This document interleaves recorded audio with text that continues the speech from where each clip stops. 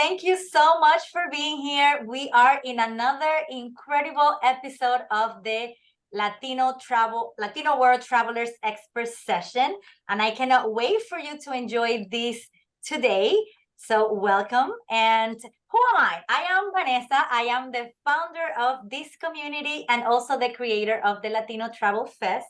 And I'm delighted that you're here. But before we start, let me just share some housekeeping. So you can make sure to use the chat to ask any questions. We are going to have Q&A at the end of the presentation, but throughout the presentation, you can also ask any questions that you may have. Please mute yourself because we want to make sure the speakers have the entire time not being interrupted. I will really appreciate it. At the end of the presentation, the replays will be available in our YouTube channel, and you can go back and see all the other presentations that we have done as well and view them there.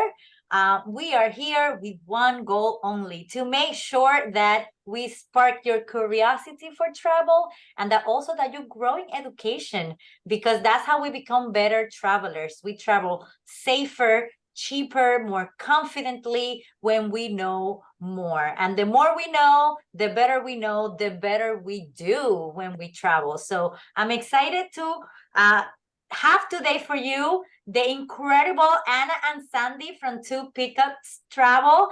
They are going to talk about Adventure RX, the mental health benefits of travel. And I'm so looking forward for this presentation because, as you know, for the last 2 weeks, I've been sick, but it was also not only physically, but mentally. And I think it's because I haven't traveled in a while.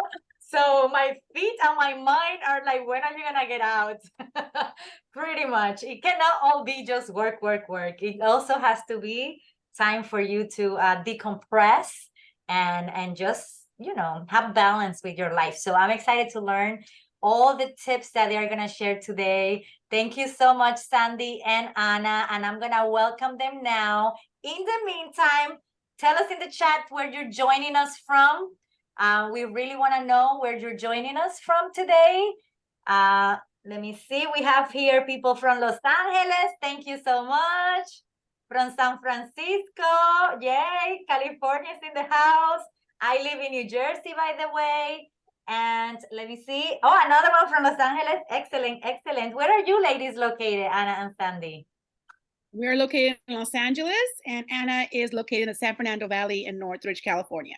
Oh, great, great. Well, welcome, welcome. Thank you so much. The floor is all yours. Thank you, Vanessa. Thank you so much. So you can see my screen now full, right? Correctly? We can see your notes. Screen with your notes. So choose the other screen, the little one. This one.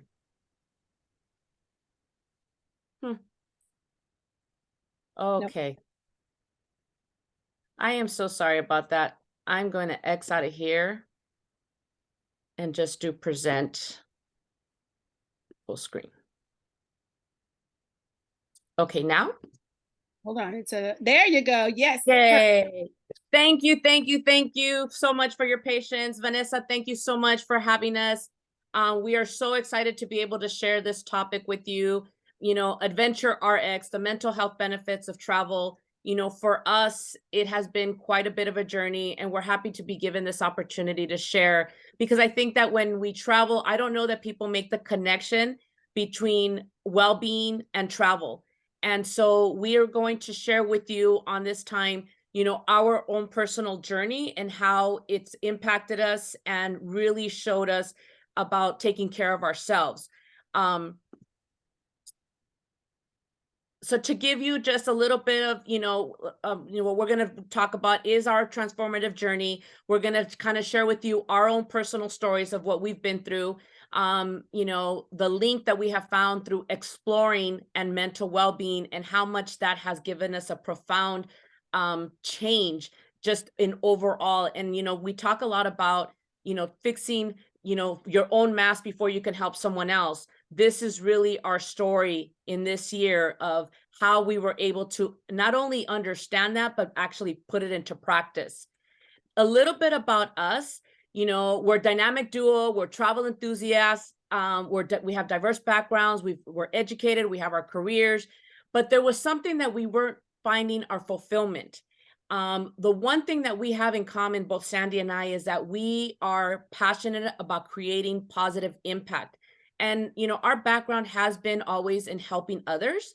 And now we're finding it that there's a different way to help others. So as first generation Latinas and daughter of immigrant parents, we have a unique perspective that we're bringing to the travel industry. We're leveraging all of our past experience, our skill sets. We ran operations for a hospital, level 1 trauma center. So we're taking everything that we had and we've transitioned it into travel. And so now we call this our third act. So we're really, really happy about, starting this new chapter and moving forward and bringing others along with us. So with that, I'm going to give you a little bit about myself. My name is Anna. I have, like Sandy said, I live in the San Fernando Valley. I'm first generation daughter of immigrant parents, eldest. But, really for me, it has been so impactful to be able to share a discovery that I didn't even know that was within me. Educated, having finished a career, having a family, we all know what it is to write, your story, but I don't know if we really realize the impact that we do when we share it with other people. For us, it's really been the self-discovery and finding our identity. So with that, I want to go ahead and introduce my business partner, Sandy Correa, who's joined me on this journey. We just started a year ago, and we're now at this phase of our business. So Sandy, please share with us. Thank you so much, Anna. I really appreciate it. This journey that Anna and I have been through has been amazing in the last year. We have been through so much before this journey started, and now in this journey, we're definitely going through a different type of positive impact in our lives. But it all started when there was a situation that happened. But I'll give you a little bit of background. My name is Sandy, and I live in Los Angeles, born and raised. I am the first and only daughter of immigrants. My mother's from El Salvador, my dad's from Puerto Rico. And with that comes a lot of responsibility, because you have to be the spokesperson for the family. You've got to be the accountant. You've got to do the translation. You've got to do it all. And even though at the time it seemed like those skills that you were learning were more of a burden, they have helped me become the person that I am today. It has taken me to the careers that I've had in healthcare, from the private sector to the public sector. But those things that I have from then to now is that I've always had the passion for helping people. And it doesn't matter if it was in a hospital environment. I love genealogy. I do people's family trees because I love it. I love finding people's ancestors. So I'm always in this glorified position that I love to help people, no matter what it is. And if I don't know how to do it, I'll figure it out. I'll YouTube it. I don't know. I'll change your tire. I will figure it out. But that's just who I am. And being in the positions that we were, Anna and I, in the hospital, we help people every day. And during COVID, as you can imagine, it was very traumatic, and it was a life-changing time for a lot of people, especially those who lost loved ones. And for us, it was impactful because the pressures of work were immense. It changed my life to the point where I had to take a step back. A very traumatic experience at work forced me to take a step back and think, what is more important in this position that I'm in? Is it my well-being, my mental health, or my identity that I have been for so many years? Sandy the administrator, Sandy la administradora. That person becomes, and you live in this identity for years. And when you are in a position where you have to make a decision whether to step away from the identity you've been living to who am I without my career, it really does have an impact on you. And in finding that, I was trying to find myself, but take care of my family at the same time. So when I was 15 years old in high school, I had my high school French teacher told me or asked me if I wanted to go to France as an exchange student. And I remember thinking, yeah. So I went home and I told my mom, and she was like, ¿tú no quieres tener quinceañera? And I was like, no quinceañera. I want to go to France. So we make it. She made it a little hard for me. She asked me to get a job, and I did, because I have all these skills now. And then she was like, oh wow, I'm stuck. I gotta send her to France. And so I spent the summer in a small town in France called Montmarsan. And I made wonderful friends on the airplane, and my family that I still keep in touch with after 30 plus years of that experience. But I was able to leave my little town, my little community, get on an airplane with a bunch of strangers to a small town with a strange family without internet, cell phones, and all these communication tools that we have today. But I made it, and it changed my life. It changed my life to today. And when I was in the situation I was in, I was trying to break away of my identity that I had been for 20 some years. But in the transition of all that, my son did not get a chance to go on his senior trip. So I asked Anna, I said, Anna, hey, do you think I can send my son with your family in Spain for a couple of weeks? Well, of course, the story will continue that, that flourished into 3 students, and 3 weeks turned into 5 weeks, and 1 country turned into 3 countries. And it was a wonderful experience, but I could have just let my son go, but I didn't. I had to come along because of my own mental health situation that I was going through. I cannot fathom the idea of letting him go, but it was such a blessing in disguise, because the minute that I got to Europe on that trip, it opened up that door that was the same door I had when I was 15 years old. It opened the door to the possibilities of who I was, my true identity. Who is Sandy Correa? Sandy Correa was not born as an administrator or a hospital personnel. Sandy Correa was born to help people. And so my identity of helping people can be given back to the community in so many ways. I don't have to work for someone to do it. And so that is when Anna and I got together, and Anna can, she can testify to the fact that she saw, has anybody seen Trolls? And there's that little gray troll that walks around, and then all of a sudden the little gray troll turns into a colorful troll. Well, that's what that trip did for me. It brought my colors back. And I think Anna is my business partner, but she's also my best friend. And she saw what the travel did for me. And we wanted at that moment to do the same for so many people. And we wanted to express to the community and to our friends and to all those people that follow us on Instagram, to let them know that travel can be scary, but it really does help you in the path of either self-identity or just really figuring out what you want to do. So that's my story in a small nutshell of what it did for me to start the travel again. It changed my life at 15, and then changed my life again at 50-ish. I'm not going to tell you how old I am. 50-ish. And it really did. Easy, Sandy. 50-ish. No, but it catapulted me into the person that I am today. That is very, very true. And to what Sandy was saying is, yes, this whole thought process of, wanting to retire, not wanting to retire, but then, things happen, and it's like almost like the catalyst. And, like Sandy said, we started with the idea of taking our kids overseas, but I saw as events were happening that my friend was not my friend. And when she shared that she had interest of sharing this experience with her son because of what she had experienced, I quickly started thinking, what else could we possibly do? But it really was the opening to being able to help others, in more ways than we had ever imagined. So that is how we've just discovered our journey of self-discovery through travel that we wanted to share, and just let people know that, there are significant changes that happen to you. And then at the same time, you're getting stronger and stronger. Moving forward, as we're talking about personal stories, everybody has a personal story, right? And I don't think people understand their story has so much power. We've learned as we've traveled throughout the different countries this past year is meeting different people and how they've learned with life transitions. But one of the things, key things that we've learned is that you have to be able to take care of your emotional wellness.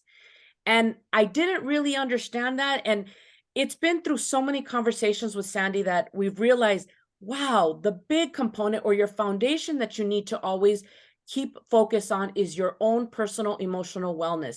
And I want to read exactly how it's been defined, because we've kind of discovered it as we've moved along. But, doing my research, according to the National Institute of Health, emotional wellness is the ability to successfully handle life stresses and adapt to change and difficult times. Why is this important? People who are emotionally well, say the experts, have fewer negative emotions and are able to bounce back from difficult situations faster. This is the quality called resilience. So learning in healthy ways to cope and how to draw from resources in your community can help you build resilience. This is a foundation of our mission. This is exactly how we got started. And as things are happening, we didn't realize we were developing this platform. It's now, today, over 12 months of being in business, that we can look back and we're connecting the dots and realizing that we've been working our emotional wellness, and along the way we've been able to impact others and their emotional wellness. And as you're traveling, what happens throughout your travel? You're learning, you're being exposed in a different environment, you're being pushed out of your comfort zone, right? That's huge. And what happens? You start to go on tours. We call them activities, right? When you're going on activities, we always focus. For us, it's really important that we immerse ourselves in the activities. And so as we're doing immersions, we're having conversations with people, and we get to learn their perspective of how they see life, or something challenging that's going through them. And then you may have something to offer to them to transition, to help their transition be a little bit easier. For us, retiring, making a career change, pivoting into entrepreneurship, while we're still wearing the other hats of mom, grandma, daughter, all the other things. This has been instrumental for us. And so for us, it's been a seamless integration of merging our personal stories with our actionable tools. We want to share with you some of these activities. They're nothing difficult. We didn't make these up, but we were doing them and not realizing that this is part of our emotional wellness. For me, I really enjoy the empathy circle. And at first, I didn't realize, I thought it was supposed to be like a formal sit down. Everybody sits down in a circle and we kind of just talk and, share, brainstorm. But really, empathy circle goes beyond that. It could be as easy as you sitting down and in a coffee shop and meeting a local and just starting to listen and share your experiences there. You're new to the environment, and them sharing what they enjoy doing, how they, spend their time. That's something where you're able to really focus in, and you forget about everything else because you're in that moment. Empathy circles put you in that moment. It's really emphasizing more of a community emotional well-being, and you're able to share the insights and the emotional resilience, because when you hear stories, when you go somewhere else, as many of you have already traveled, and you hear how their lifestyle is, right? And then you think about your lifestyle and you start to wonder, like, wow, that's a different way of looking at things. That starts to build, and that's where your empathy comes in. Another great activity that I like doing is the art journaling. I love creative stuff. I don't get a lot of chance to do that because in my past former role, it was very administrative, very, serious. There's a place and a time. If you guys were to have met me, if you were to see pictures, you probably wouldn't even recognize, like, that's Anna. I love creativity and I love to get outside of the box and think, what can I create? So I love art journaling. And art journaling for me, I don't know that there's an actual definition, but I'll give you an example. Art journaling for me was, I was in a coffee shop. It was a pastry in Madrid, and they had these really cute napkins. And I looked at my cousin, I said, I really want to make something with these. This is like a recuerdo, a little something that a memoir that I can take with me.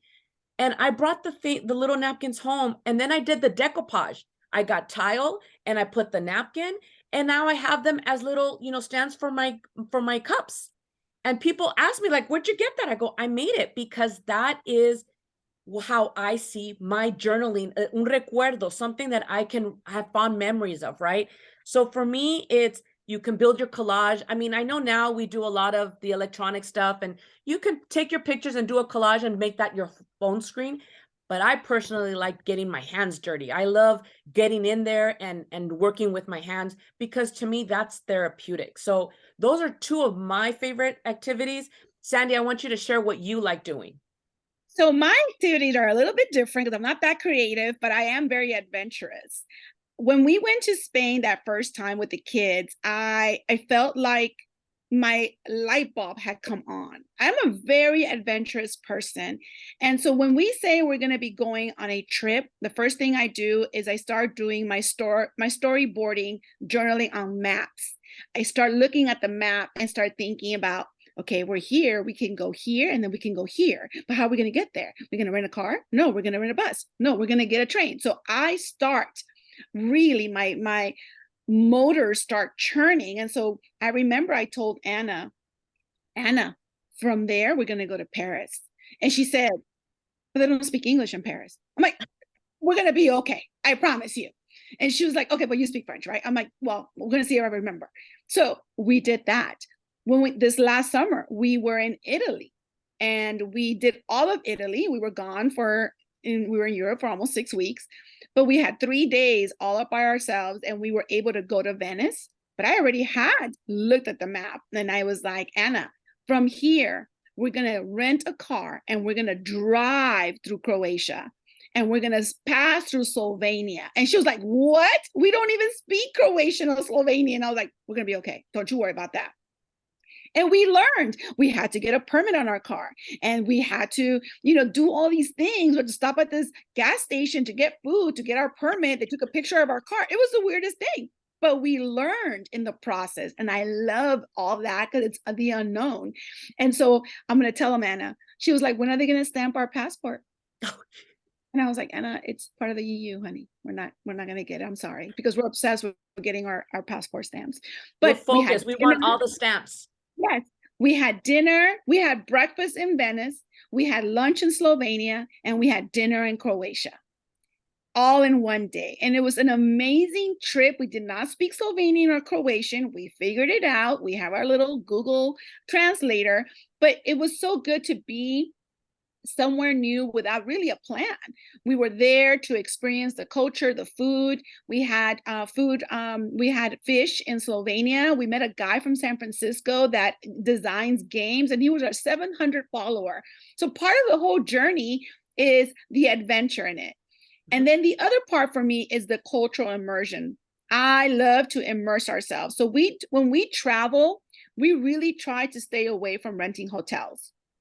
Staying in a hotel really does not allow you to co-live in a community. So we always stay in a house or an apartment, and we get to learn who the neighbors are. And I'm a really big believer in talking to the neighbors and talking to the guy in the store and just really getting to know how they live. So, and then we get on public transportation. We'll get on the bus. We learn how to buy bus passes. We get on trains and we do it all. And, part of it is laughing because we don't really speak the language. I can pretend I can speak Italian and I can speak all kinds of languages, but the other person on the other side doesn't think so. And we'll give you an example. When we were in Italy, I lost my purse. And my purse had my passport, my international driver's license, my credit cards, everything, our Two Peacocks bank account information. And literally for a split, I'm going to say it, about 5 seconds, I had like a little panic attack. And I was like, and then I said, Sandy, it's not the end of the world. You're going to be okay. And I text Anna and I said, Anna, we got to go. But you know what? It all worked out at the end because you just kind of learn to weave your way through everything. I got an email the next day from the police department in Rome that said, Señora, per favor, come to Rome. We found your purse. And so I drove down to Rome for 2.5 hours, and there was my purse with all my money and my Marie Antoinette mirror that I bought at Versailles. Everything was intact, and I was so grateful. But part of it was the experience. I had to go through all that so I can tell the story. So again, I am more of a cultural immersion person. I love to talk to people. We found out in Italy that the lady who lived downstairs was from El Salvador. And we're like, what? How did she get here? So that's how I like to do it. But between Anna and I think we touch it all. You know, she is so creative, and I love to bring her along. And you know, sometimes she's like, okay, Sandy, that's enough. But I'm like, no, let's go. So that's how we love to do the travel or activities. Thank you. Yes, it definitely, there's never a dull moment when we're on our little adventures. Never a dull moment. So we wanted to share with you some of the pictures from our trips. You know, in the picture where we have, I don't know if it has, you could see it, well, on the left-hand side, you know, that's actually my sister-in-law who had never traveled abroad. That was her first trip. And I can tell you, at first she was a little hesitant, but if you can see there, she's rolling a cigar. We immersed them into, we were at the Dominican Republic, and she just had the time. She forgot about all the fears that she had talked about, all the hesitation. She was really into being able to experience. And now she's already calling me, when are we going again? Now I want to go to Cuba with you. This is what brings us happiness. When we see the impact on other people, that's the happiness that we receive. Now, the picture below it is a picture of my mom and Sandy's aunt. That's another thing that really makes me happy. That's very fulfilling, because as we've been able to travel, we've been able to travel with our loved ones. It is so important for us to be able to share these moments with them. So whenever we get a chance, we bring them along. There's also the other picture that's in Aruba that includes Sandy's mom. So that's Sandy's mom, her aunt, and my mom, that they get to go out to experience things that they never thought they would ever see. My mom never in her million years thought she would see Bahamas, Aruba, and that I'm able to gift her that is really special for me. We also have, and then below that picture, we have this year's students that came on our cultural and social immersion program. I don't know if you can tell from the picture, but we had just finished crying. I'm back there crying. We were all crying. That's the day that they were leaving, because the program had finished. But I'll tell you a story about them. When they first arrived in Granada, Spain, the first thing out of their mouth was, we're hungry. Where can we go get pizza? And we're like, pizza? You're in Spain. And that was their first wake-up call to like, wait a minute, we can't get pizza? Well, yeah, you can get pizza, but that's not the point. That day, Sandy said, let's just give them the pizza. So she found pizza for them. And as Domino's. They went to Domino's in Granada, Spain. Yeah, we were like, okay. But then the next day, they were having churros con chocolate. They were having chorizo. They were having salmorejo. Just took 24 hours for them to understand. So for us, that's another way that we find our fulfillment, we know that we're fulfilling our purpose. Sandy, go ahead and take the next couple of pictures. So the picture above that with Danira and Mel, that was our trip to Cuba in February of 2023, this year. And we were able to take 15 women to Cuba. It was an amazing trip because that trip really has an impact not only for us who come from the US and go to Cuba, but we also try to give back as much as possible. So we take clothing, medication. We try to take anything that you can put in your bag and take with you so we can give it away. So that trip really, because, you know, internet is very scarce in Cuba, it really was a rude awakening for a lot of us who we live in a world where our problems are not anything compared to people who live in a communist country like Cuba. But we were able to leave clothing and medications. We were deodorant, soaps, toothbrushes, toothpaste. I mean, you can name it. And we stayed in a casa particular, which is an actual house that housed us all. And we ate in paladares, which are homes that have been turned into restaurants. And that's our way of giving back to the Cuban community. I know a lot of people are very hesitant, but you know, government and people are two different things. Governments could have issues, governments can be arguing about whatever it is, but the people still suffer. And so when we go to Cuba and we give money and we give supplies and resources, I feel good, because if I could help one person, it makes me feel good. The picture below that was our trip to the Vatican with a group of women that we traveled with. It was extremely hot. The picture above that to the side is Anna. She just came back from Oaxaca, Mexico. She went to go do a research trip for the Dia de los Muertos, so we can prepare a trip for the next 2024 to take a group of women to Oaxaca, Mexico for the Dia de los Muertos. And you can imagine Anna came back and she was just kind of like mind blown that she was there to experience such a beautiful event that now has really swept the United States. When we were growing up, it was not heard of here, but now, you know, we are accepting so many different cultures and their customs. So Dia de los Muertos is a big deal, and I had an opportunity to go out there so we can expand it in our travel program in 2024. And then below is our last trip that we took together. We went to Switzerland. We were in Crans, Montana. We were there for a women's retreat to try to learn and also regroup with other professional women and at the same time travel. So that was on a suspension bridge in the Alps, in the Swiss Alps. It was an amazing experience. We were there with 15 other women, and it felt like 10 of those were Pilates instructors. And I told Anna that I felt that that was, you know, calling from heaven, that we need to go do Pilates now, because I'm like, okay, I guess that's what we're supposed to be doing. So this is like a few pictures of the travels that we did in 2023. We visited in total 12 countries in 1 year.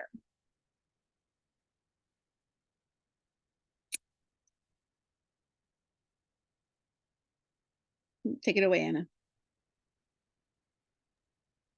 I thought that this is the transformative power of travels and navigating life's transitions. So we've talked a lot about, you know, the impact that we've had and everything that's been happening to us, but really understanding how travel can help you deal with life changes better. You can see that I don't think we all automatically know that this is something that you expect to happen while you're traveling, but it's more, we want to create the awareness so that next time you get on that plane, you start to realize that the activities that you're doing and the people that you're meeting is all part of helping you with emotional well-being. There is so much connection in that courage, the authenticity, and the embracing of change. You know, the courage to go into something of unknown, you know, going in as your true self, your own identity, not the hat or the assignment that you've been given, you know, like Sandy said, the director or the teacher, like just you. Who are you? And then being able to keep an open mind of embracing change, because I know change isn't always something that we embrace. Change, sometimes it's hard, and is more impactful when you're completely having to reinvent yourself. So for us, travel has been the key component to how we've been able to navigate through life transitions.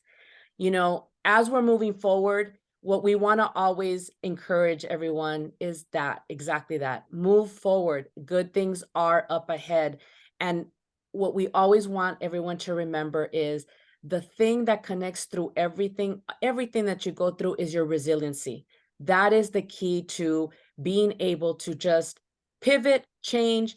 And if you have to take a break, take the break, take a deep breath, you know, have an opportunity to meet with other women that are doing the similar things. I promise you that we're all going through the same thing. We're just at a different stage in the journey. So we want to encourage everyone to take the chance and move forward.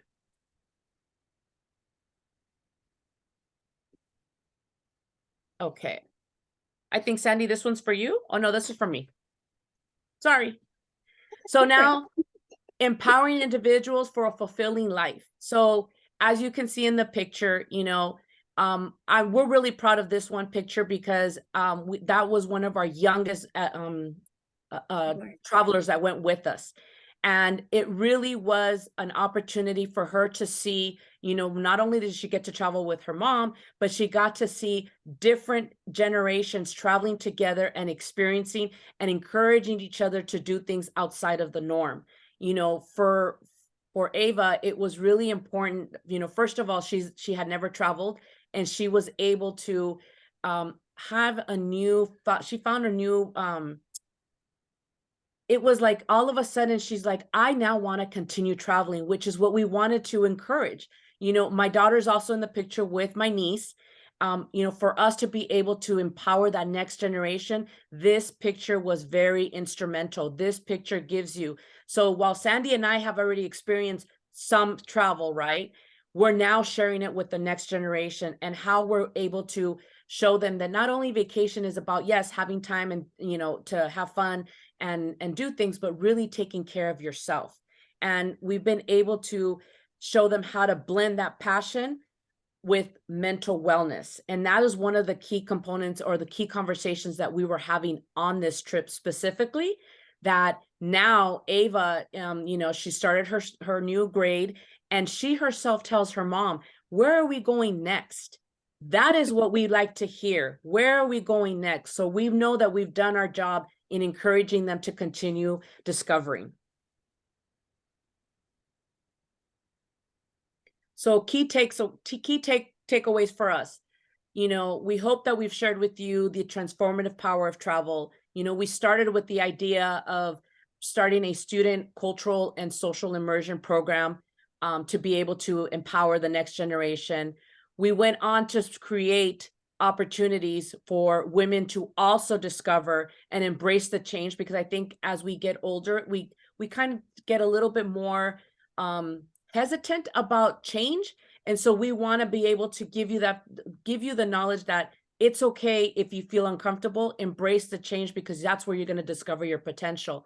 And then to be able to share it with our next, our older generation, our moms, our aunts, that they too can be cultivating a fulfilling life. Like, I don't think either Sandy's mom or my mom or Sandy's aunt had ever imagined that they would be able to go to Cuba, go to the Caribbean.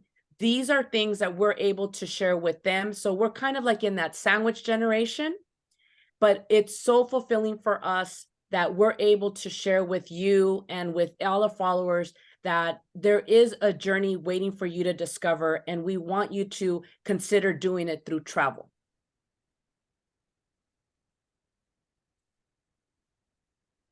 And whether you're thinking about traveling with your family, with your children, with your parents, or solo, we encourage solo traveling, and it's okay.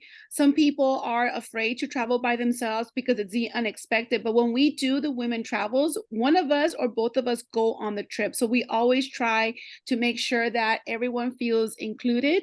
And if you're having a little bit of doubts or you're scared, we're there to provide you with the security to make sure that the whole trip is going to be an amazing, phenomenal, life-changing experience.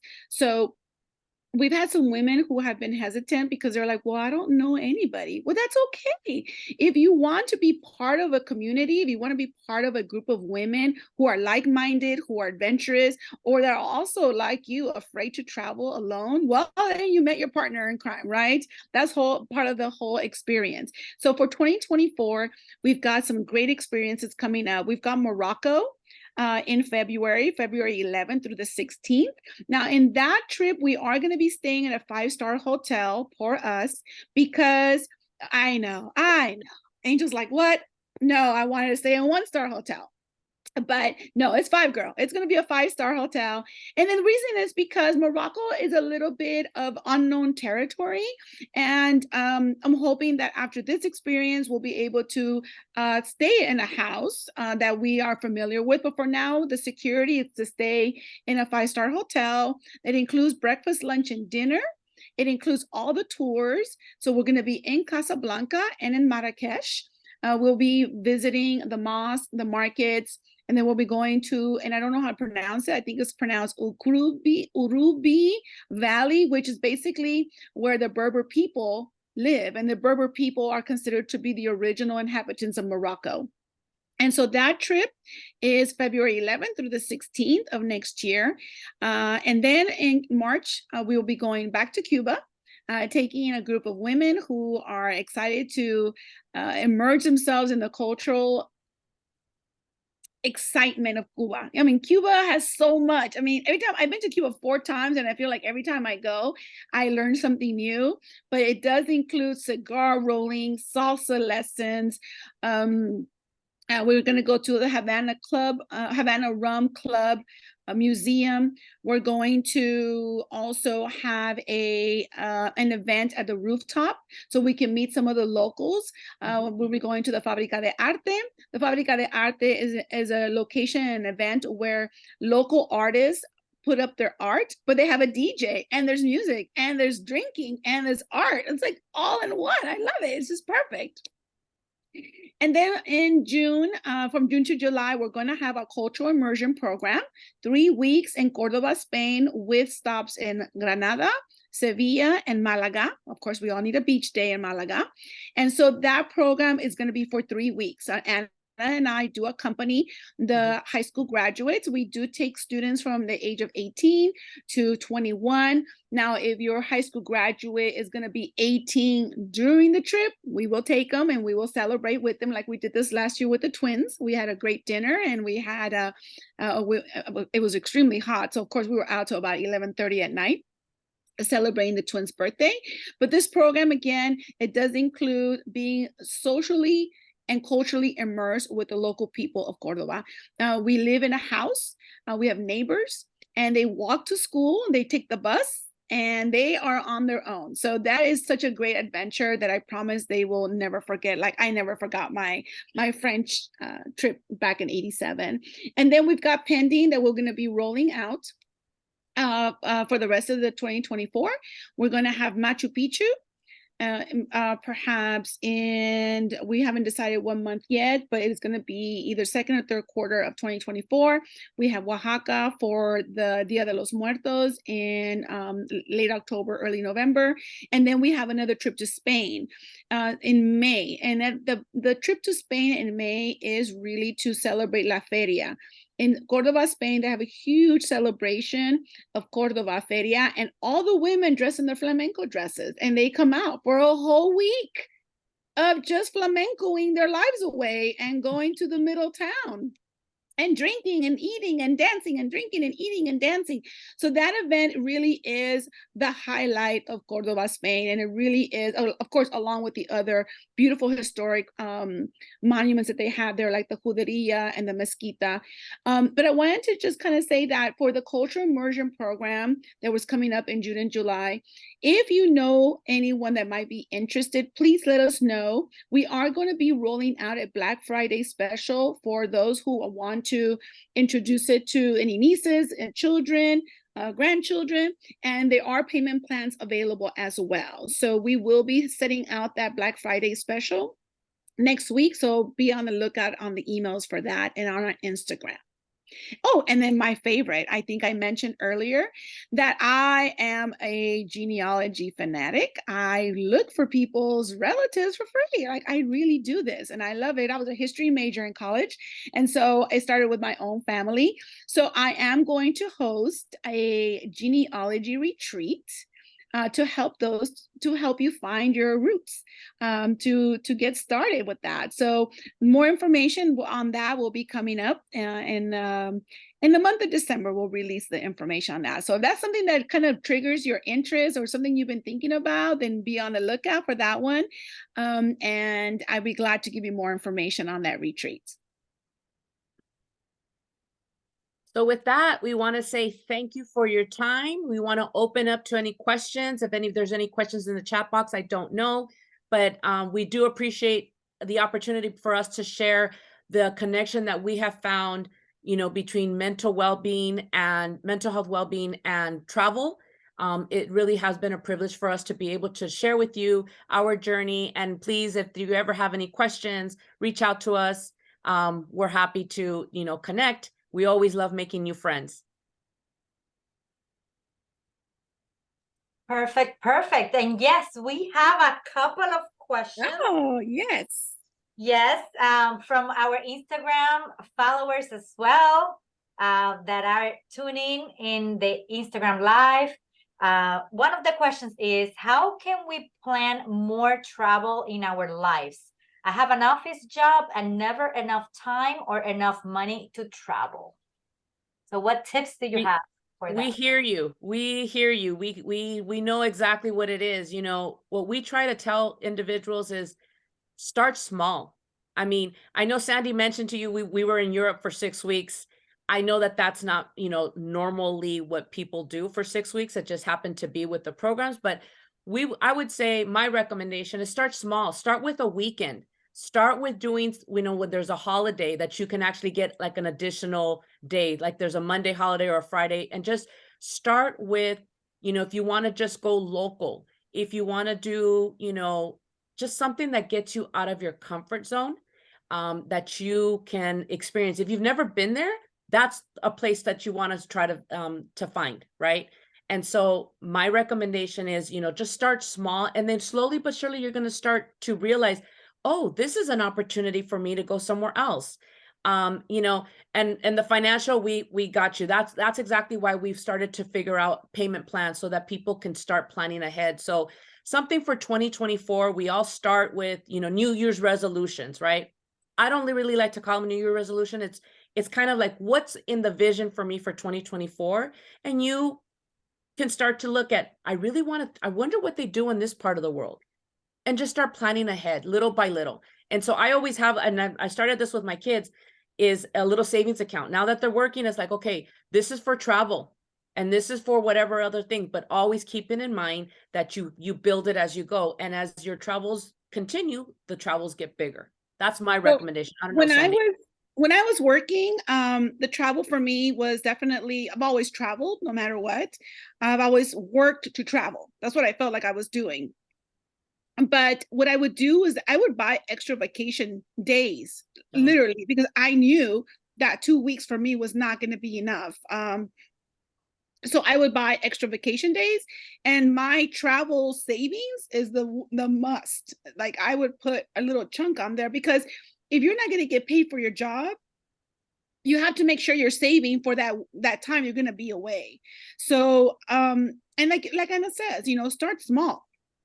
You don't have to be gone for 6 weeks if you can't afford it, but at least try 4 days here. Like, I would really map out my vacations, like spread them out throughout the year, because I used to get 4 weeks. So I'd be like, okay, this week here, this week here, this week here, and I would just kind of go from there. But definitely saving for your travel is important, and take advantage of the payment plans that people and companies offer, just so you can always be on top of it and you don't miss the opportunities. Absolutely. Definitely creating a budget and saving is crucial. Even and like you said, going on the weekends, taking advantage of little weekends here or there. You don't have to go international. You can go domestically. Yes. There are many different ways of traveling.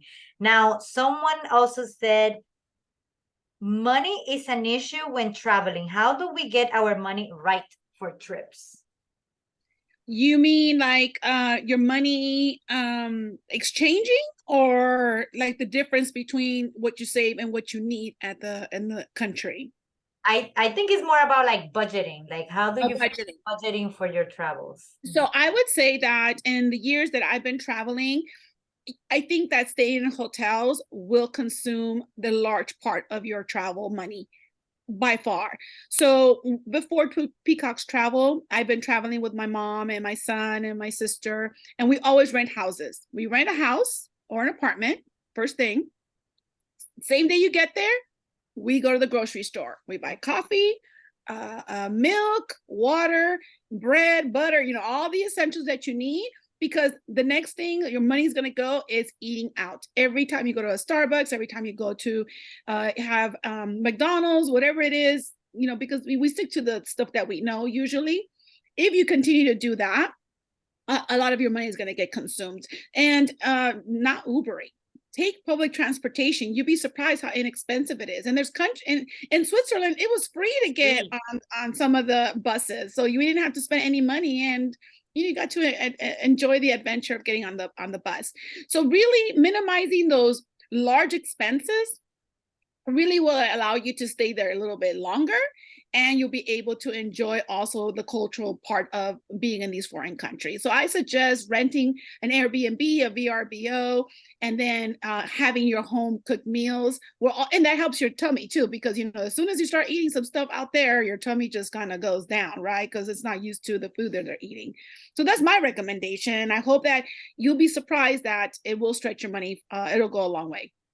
That definitely is helpful. The other thing that I was going to suggest is take a look at some of your credit cards. You can build points, and you can actually use points to purchase airfare, to purchase, accommodations. There are a lot of different perks that these credit cards are doing. And this is something that's actually new to me, given that we just started the travel industry. But I have learned that there are many credit cards out there that are offering, introductory like welcome packages, and it'll get you started. And if you learn how to use them so that you can start gaining the points, you can actually acquire some of this stuff, if not free, at a discounted rate. So that's another recommendation. Yes, my recommendation will be to absolutely plan in advance, because when you plan in advance, you're able to book things at a cheaper rate than if Absolutely. you don't. So plan in advance. As a teacher, I always have to plan in advance. So I'll be like 2 years in advance. I'm already planning the route and where is going to be my next destination and stuff like that. That's how you're able to find more affordable options when you book in advance. Yes, some people ask, where can they how can they join these trips, and where do they find more information about those trips, specifically the graduation trip? Oh, yes. They can visit our website, which is www.twopeacockstravel.com. You can visit us there, and you'll see that it has a little box at the bottom that says I'm interested. So you can email us your interest, and then we will set up a Zoom call with you, and we can talk to you about your student or your child, your cousin, your niece, whoever it is, and talk about the program, what it offers, and then we start the process from there. And then the other trips, the same thing on our website. You can also contact us via DM on our Instagram page, which is 2_peacocks_travel.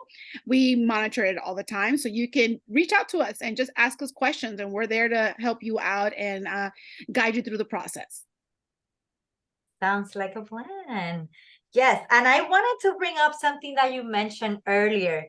You said that traveling opened your doors to your authentic self, not only when you were like 15, but also when you're in your 50 plus. And I wanted you to tell us a little bit more about that. What was one thing that you discovered about yourself in that journey at 15 and then after 50 plus?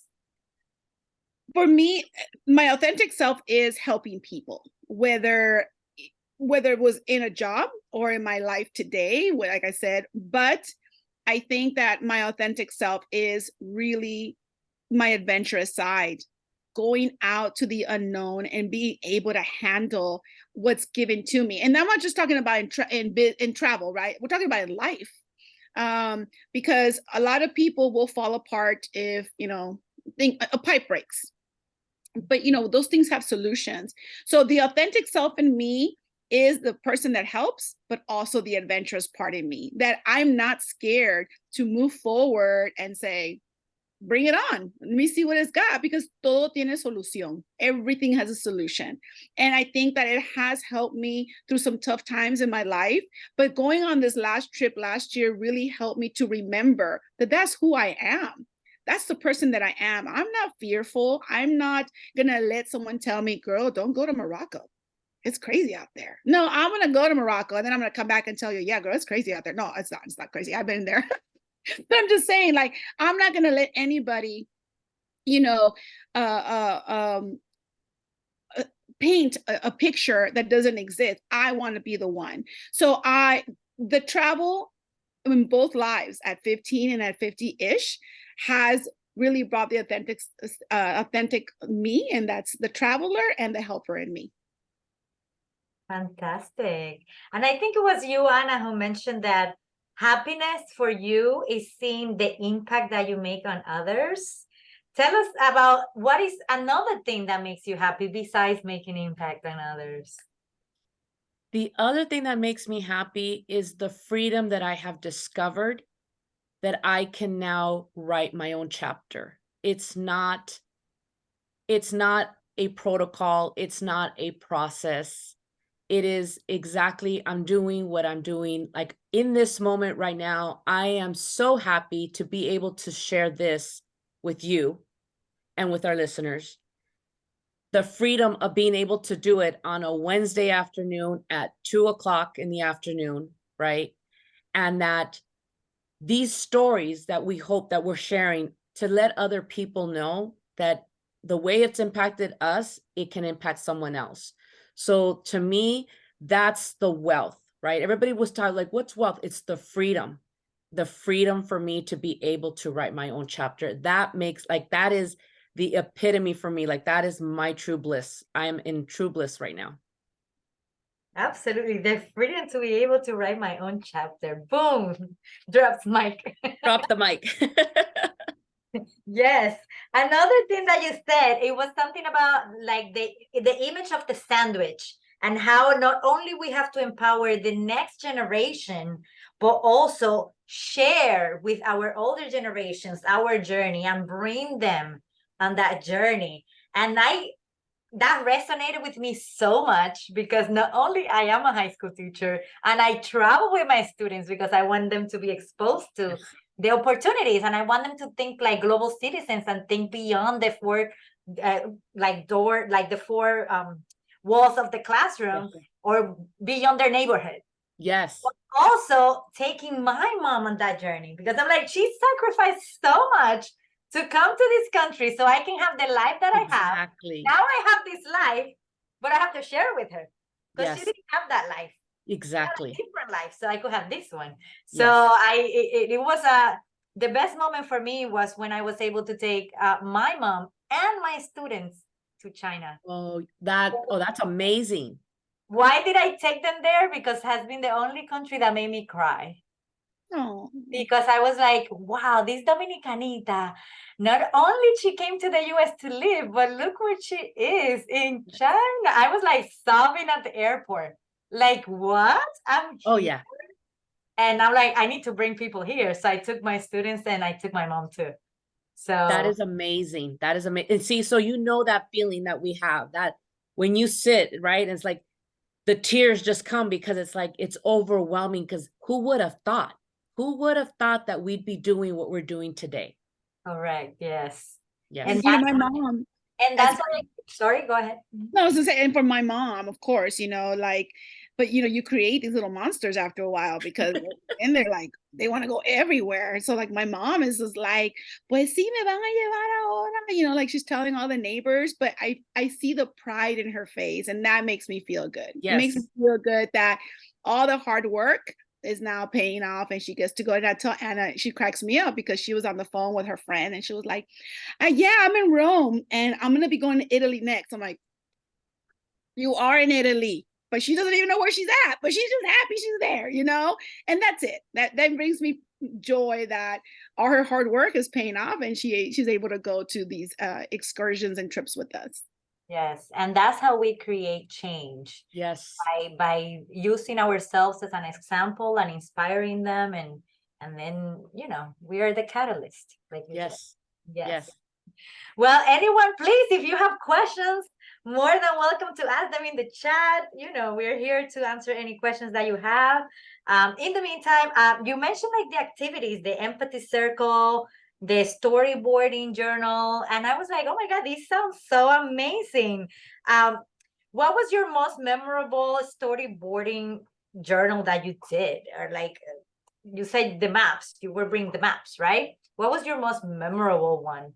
It has to be this last one when I was talking about Croatia and Slovenia, and I'll tell you why. On the way to Croatia, at the tip at the stop before you get to Slovenia is a small town called Trieste. And in Trieste, there was a rice factory that was used during the Holocaust, and it held Jewish police officers and Jewish soldiers as prisoners. And it was so, I mean, I've traveled, but I've never been to any type of Holocaust museum. I've been to the one here and I've been to one in Washington, but I'm saying overseas, it was so impactful. We cried.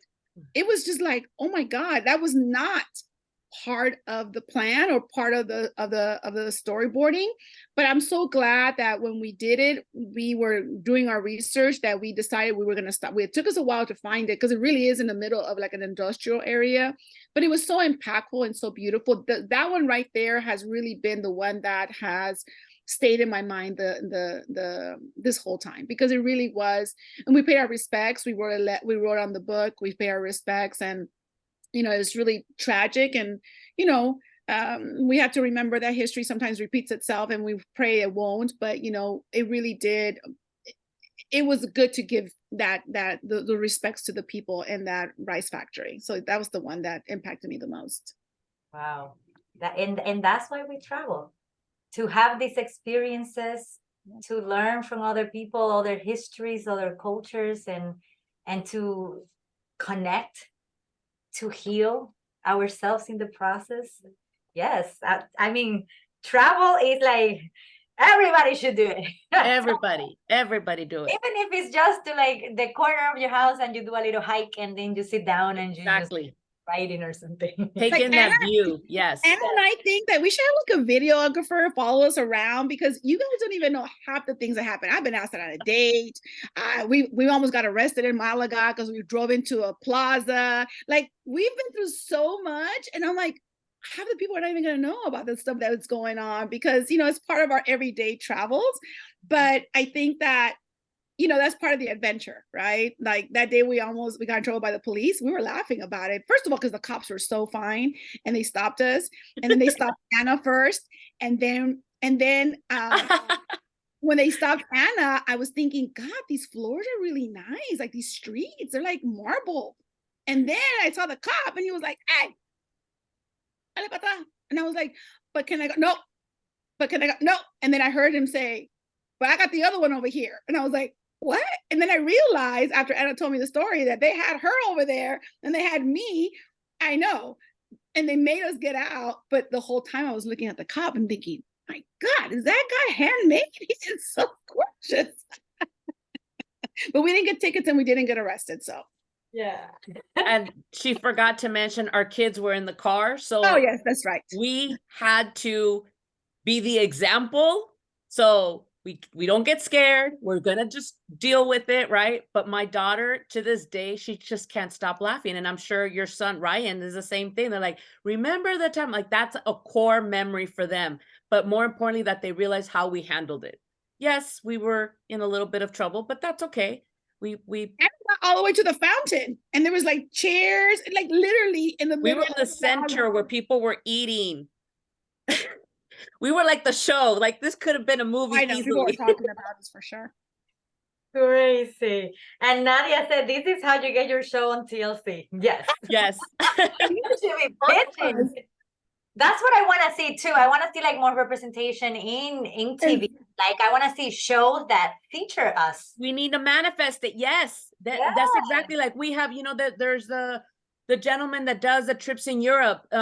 When I was on the plane, I was watching the Italian guy who goes and Stanley Tucci. I'm like, where are the Latinas? And I know Eva Longoria just started a series, right? But there's got to be more of us, because I kid you not, I'm sure that we would be entertainment for folks when they see us traveling, as we're lugging all these, you know, the luggage and the train and the jumping on and jumping off. I mean, never a dull moment. When I say that, I really emphasize never a dull moment. Riding on a train with the lady who wanted to move my maleta, like things. Oh yeah, the conversations, the differences.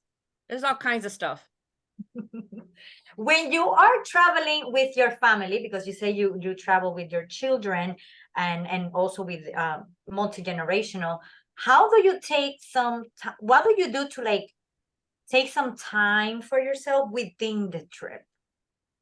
Oh yeah, Like no. when you need that moment to disconnect from everybody. Well, there are Because- moments that are planned to disconnect, and then there are moments we just need to disconnect. And here's the beauty of both of us traveling. We know each other so well that with just a look, we know that the other one needs a break, and then the other one jumps in and takes over for whatever the situation is. We normally do our trips are very organized in the fashion of, first thing in the morning, there's breakfast. And then there's, activities or tours, immersion, anything. And then there's lunch. And then we give people the free time. You can rest. A lot of times people take that time because the time difference, they need to sleep. So they'll either sleep or, they're just kind of getting, catching up on their email, whatever they're doing. And then in the evening we reconvene and we go out and we do whatever, the normal, if it's dinner, if it's a show, whatever it may be. And those are the planned, downtime, because in that time where people are doing their own thing, then kind of we've gone in Cordoba, we took off to the Haman. And actually we needed such a big break that we did 2 Hamans back to back. We walked out of that one and went into the next one. And so that day, and it's just kind of like, okay. And it was towards the end of the trip because, travel does take a toll after a while, but we always find the time to be either planned, or if we just know how to read each other's energy. So one will jump in while the other one takes the break and then comes in. And that's the way we partner up. I don't know, Sandy, if you have anything that comes to mind. And sometimes we do, like when we take multi-generational, like if we have older folks and we have younger folks, we do activities, different activities. So we group, the olders, we send them off to, on a horse carriage or something for a good 2.5 hours. And then the younger ones, we send them out to a show. So we were able to kind of group. And because even though we're traveling with you guys, we're actually working. We're making sure that the process is seamless. You're having a good time, that there's no issues, that you have hot water, whatever.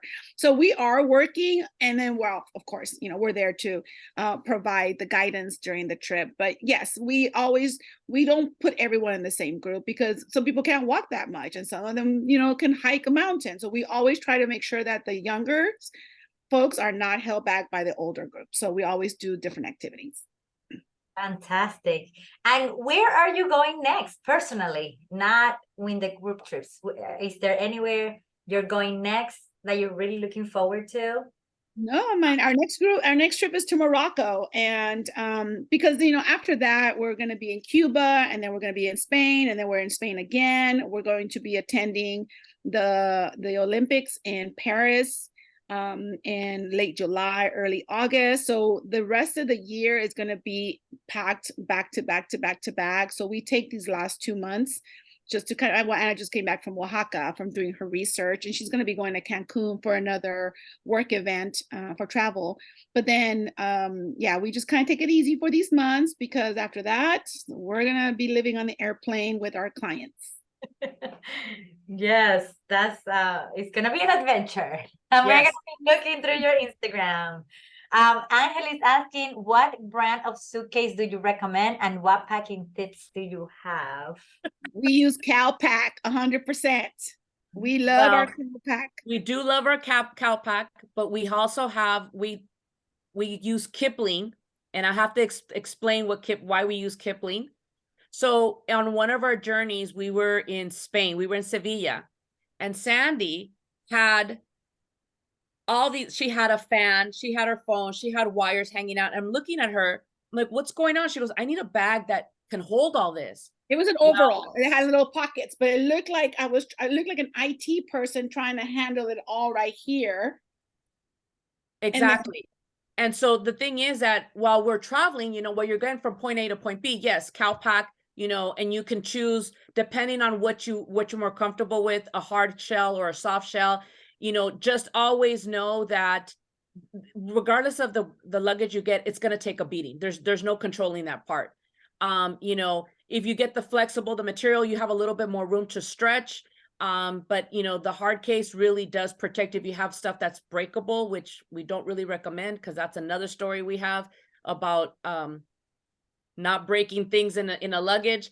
But you know, when you also have to remember, and this is something that I learned during this time, is that when you're traveling and you're touring, you're going around the city, you want a bag that can contain all your things, your wallet, your money, your cable, your extra battery. So the Kipling bag is that it's a crossbody bag. It sits perfectly in front of you, and we store everything. It's super convenient. So we use Kipling for that, CalPack for our luggage. And then the tips on packing. So Sandy and I have two different thought processes. My thought process is roll. I love to roll all my things. And if I'm taking a purse, I shove stuff to, you know, so that it doesn't take up space. There's no empty, you know, there's no empty space left. So I will put socks in there, shirts, whatever it may be. But my procedure, my whole is rolling my stuff and just make it into little balls, you know, and everything fits. Now, I'll let Sandy describe her process. I'm a cuber. I love cubes.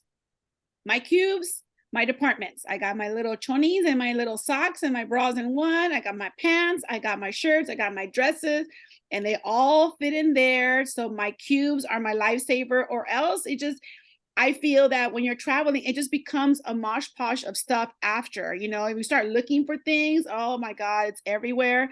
I wear hats all the time. So I do wear I put my hats right in the middle, and I stuff them with socks also, so it doesn't ruin the shape.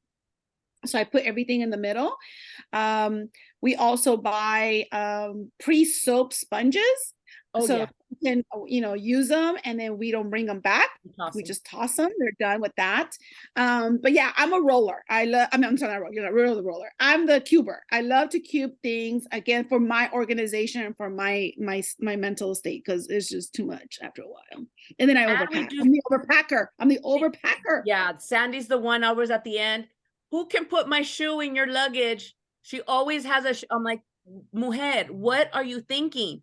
Those This are last just time, like just in case shoes. Just No. in case I get asked to go to a wedding in Spain. I don't know, but I haven't been asked to go to a freaking. Hey, you never know. You never know. But the other thing I was going to suggest is when you're traveling, always take an empty bag, roll it up, and put it in there for your souvenirs, for your extras.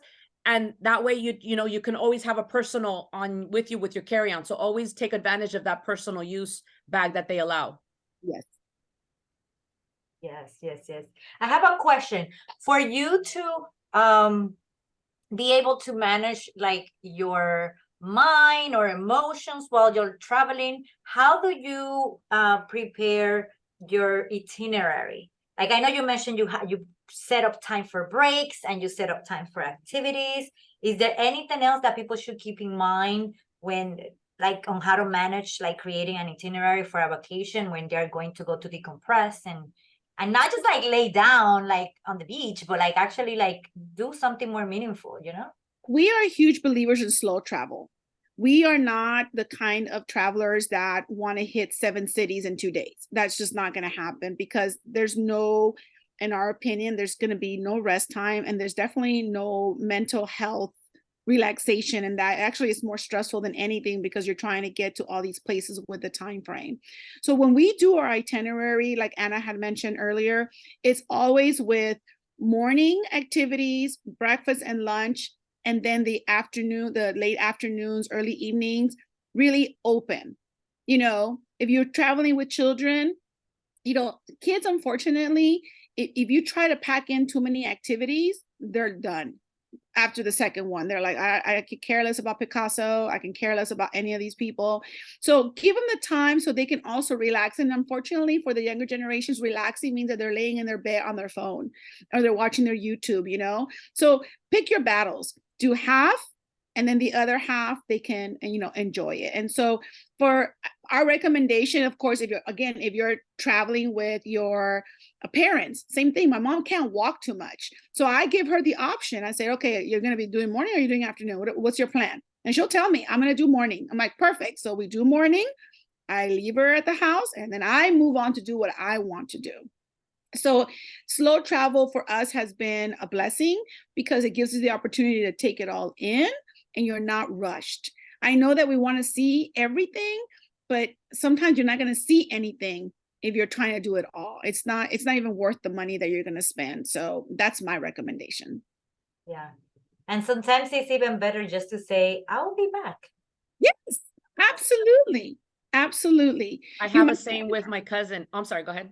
my son is a history buff like me. So my son is actually a little bit of a different creature. He loves, I mean, I can drop him off at a museum row and he'll tell me that there hasn't been enough time. My son and Anna's husband just completely get lost. Like we can't even find them after a while.